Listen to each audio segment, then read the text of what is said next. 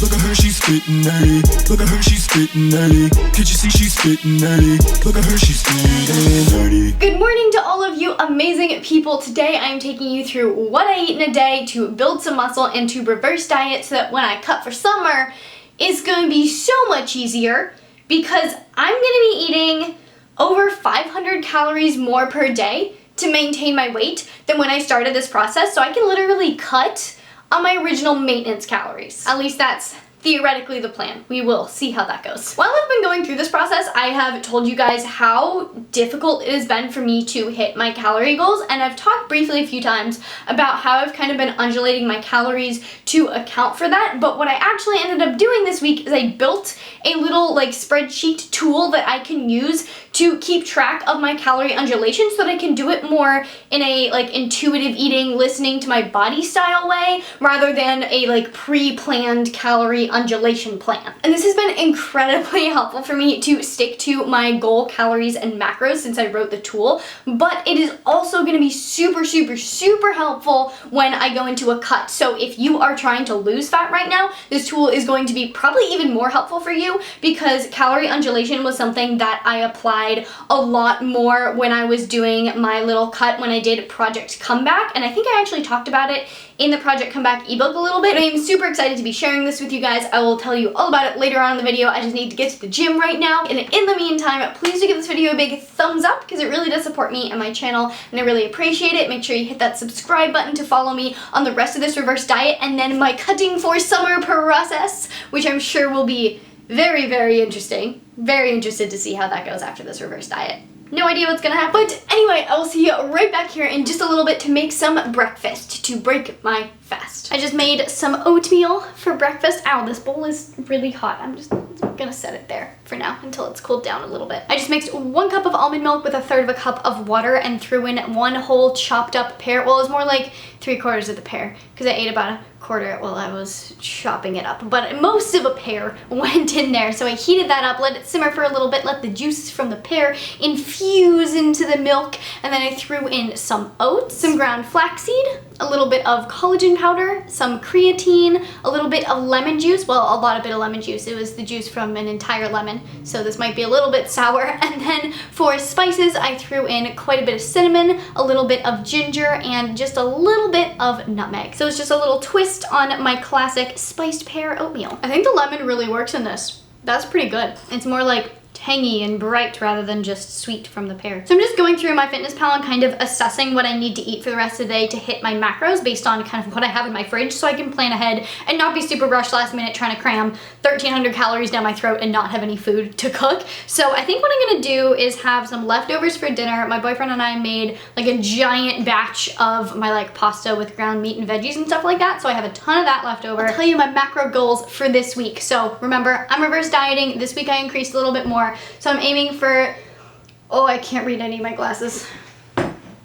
Sorry, my computer's a touch far away. Okay, that's better. I need 2,350 calories on average, and then the macros are 100 grams of protein, 310 grams of carbs, and 79 grams of fat. 310 carbs is that's a lot of carbs. So what I've been doing is kind of relying on white rice and sweet potatoes. So today I think I'm just gonna cube up a sweet potato. That'll get me pretty close to all of my targets. I'm just a couple hundred calories short, so I'll throw in something later and then just kind of get as close as possible. But I like to make an outline at the beginning of the day. After I've had breakfast, I'll kind of just eat whatever I want for breakfast, figure out what's gonna fit the rest of the day, and then work from there. So this thing that I was looking at that was so far away I couldn't read the numbers, my computer. I was looking at my little macro averager tool that I told you about that now I'm gonna tell you about some more, yay! So I think what I'm gonna do is just share my screen with you guys and then walk you through this. So as I said before, this tool is pretty darn simple. This is not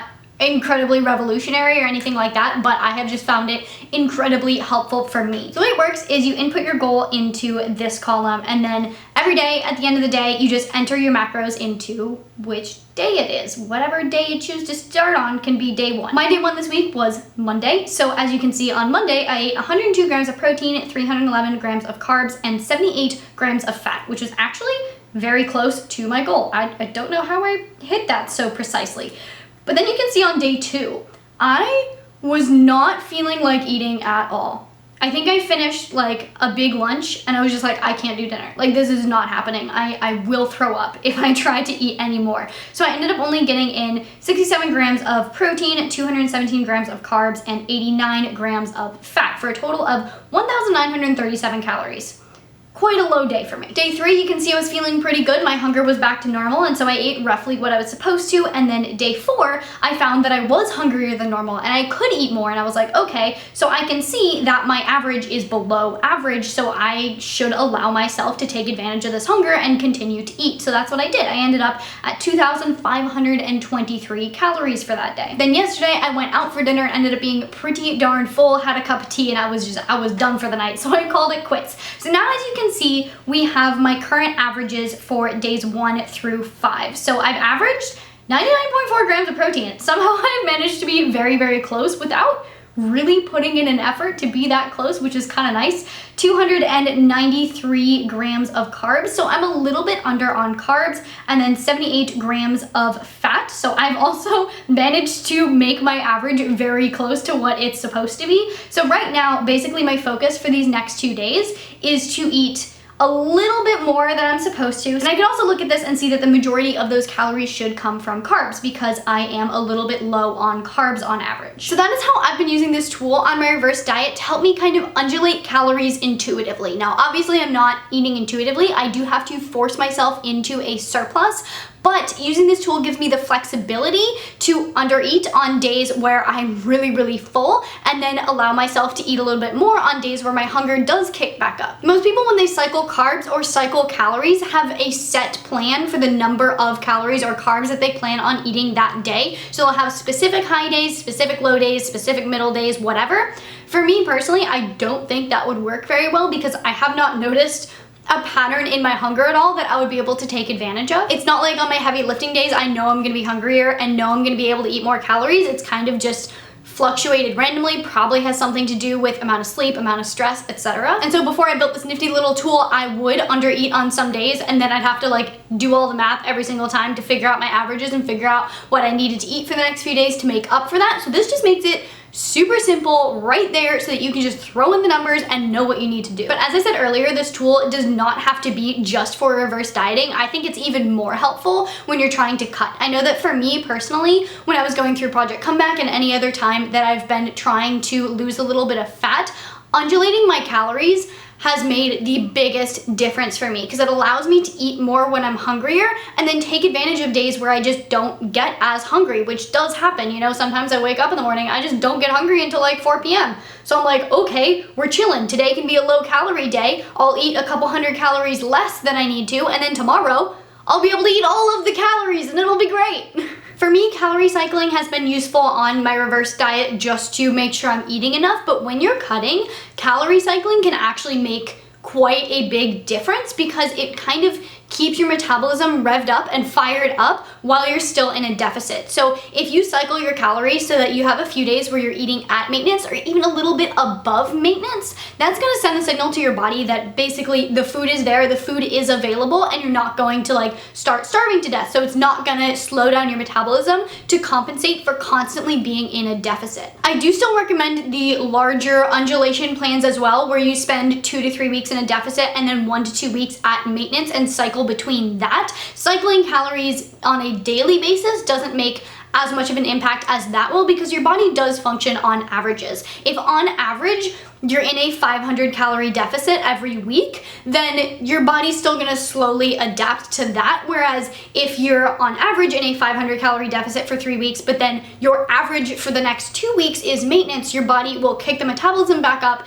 and not just keep trying to slow it down. If you are trying to cut, you totally can just eat the same calories every single day for your 2 to 3 weeks that you're in a deficit before you do your 1 to 2 weeks at maintenance, which I highly recommend you doing in between your deficit weeks. Cycling your calories daily within your deficit is not gonna make as much of an impact as making sure to have those maintenance and refeed weeks in there, but I still think this is an amazing way to help you stick to your average calorie goals because it allows for so much more flexibility. It also allows you to respond a lot better to your own body and kind of do it intuitively rather than just forcing yourself to eat the exact same amount every single day. When I do start my cut for summer in the next few weeks, I do plan on doing 2 to 3 weeks in a deficit, 1 to 2 weeks at maintenance, and then just cycling through that until I get to, I don't really have an end goal. Until summer's over, maybe. I have a wedding in August. I want to look good for the wedding in August, so we're working for that. But I do plan on playing around with cycling my calories while I'm in the deficit weeks. So there may be days when I'm cutting when I'm literally eating 2,500 calories. I may also throw in a couple like 24-hour fasts or just longer like 20-hour fasts and stuff like that just to have lower calorie days. I don't know. I just know that when I'm trying to cut, I need to have days in there where I'm not in a deficit, or else I go kind of crazy. If you are interested in calorie cycling and want to give this tool a try, I will leave a link to download it down in the description below, so make sure you go click on that to get this tool for free. And if you do start using it and you have any suggestions for how to make it cooler or add like extra things to it, let me know, because I just kind of threw this together because I was starting to think that it'd be nice to have, and then one of my online clients was like, oh, how can I go about doing this? And I was like, you know what? I got you. I'm gonna build you a tool. So I made this basically for me and for her. And so far it's doing what both of us need. But if you guys have any suggestions, please let me know. I'm happy to update it and then update the download link so you guys can download the new version. If there ever is a new version, I'll be sure to let you know if that happens. But anyway, I finished my oatmeal, which means it is a good time to go for a walk and answer all of your Saturday Q&As on my Instagram stories. If you don't follow me on Instagram, you are missing out on my weekly Q&As on my Instagram stories because I try to answer as many questions as possible. Usually they end up being pretty long, but we get through a lot of cool and interesting material. So yeah, go give me a follow if you want me to answer your questions. In the meantime, I'm gonna go answer other people's questions. Walk accomplished. I actually ended up walking for like 2 hours because I did about an hour walk and then I had to walk to the grocery store and do all this other walking, so my feet are tired and it is now time for some carbs. I'm gonna show you guys what has quickly become my favorite way to carb on this bulk. It's really simple. Like this is not revolutionary, but I just cube up some sweet potato. I think this is technically yam, and then I have some white Japanese sweet potato. I think this is 470 grams of sweet potato, so a lot of sweet potato.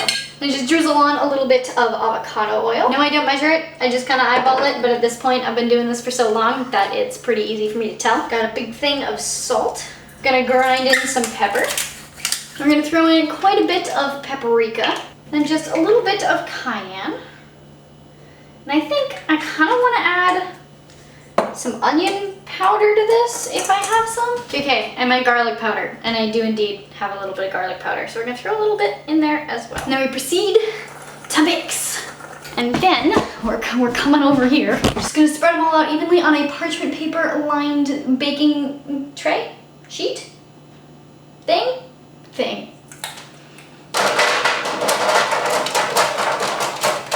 And we're just gonna bake in the oven at 425 for about 20 to 25 minutes. And voila, we have a bowl of a bunch of sweet potato cubes. This is by far my favorite current way to make sweet potato. You know, for the longest time, I would only ever make sweet potato fries, but I realized that was a little bit labor intensive, so I started making sweet potato chips. Found out that was also labor intensive. And this just happened to be the easiest thing. You don't have to flip it or anything. It's just nice and soft on the inside and crunchy on the outside. And, it's my favorite. And then I don't usually do this, but today I just have a little tiny bowl of ketchup to dip it in. I figured, you know, more calories can't really hurt. It's getting late, so it is time for me to eat like another 1,000 calories. Gonna get a good chunk of it in here. This is just the pasta I was telling you about earlier. It's got a ton of veggies. My go-to pasta veggies are carrots, zucchini, and celery. Overall, I'm just a little bit under my calories, and normally I will kind of just let this go and eat more tomorrow, but tomorrow's Sunday, and on Sundays I like to just eat slightly lower calories because I like to try to bump up my calories at the beginning of the week because that's when my heavier workouts are. As you saw earlier, that didn't quite work out that way last week, but in theory, that is what I would like to do.